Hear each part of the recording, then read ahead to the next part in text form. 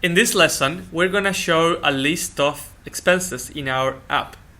We're also going to show the name of the app on the navigation bar because now it just says hello.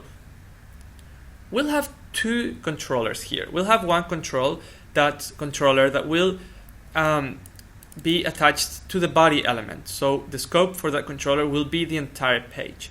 And then we'll have a second controller that will take care of this part of the container. That one will show the list of expenses. Let's take a look at app.js. We initiate our app. Our app is called expenses app. It has no dependencies so far. Then we define the controller home view controller, which is going to be in the body, and that's where we're going to enter the title of our app. Then we have expenses view controller, which has a list of expenses. Each expense has a description, an amount, and a date. Let's start by initiating our app by entering ng app and the name of our app, which is expenses app. Now we are creating the module, and that module is binded to the entire page basically. Let's create our first controller, ng controller, in our body, home view controller. Now that we've linked our controller with our body, we have access to this variable, app title. Let's get rid of hello and type app title in double curly brackets instead.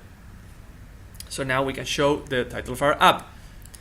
In order for us to show all the elements, the first thing we need to do is attach the controller, ng controller, expenses view controller, and now add the list elements, which are going to have the class of list group text center, so that they show in a nice way with centered text.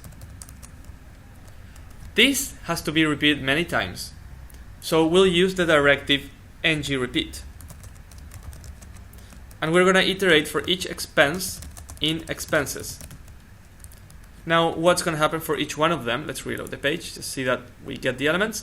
For each one of them we want to show the amount. We'll show the $sign first, and now the amount, expense.amount, and we're also going to show the description. That should give us all of the expenses. We want to have the amount pulled to the left, so we're going to use some bootstrap classes here, just one called pull left on a span element. By doing that, we should be seeing these to the left. So there we go.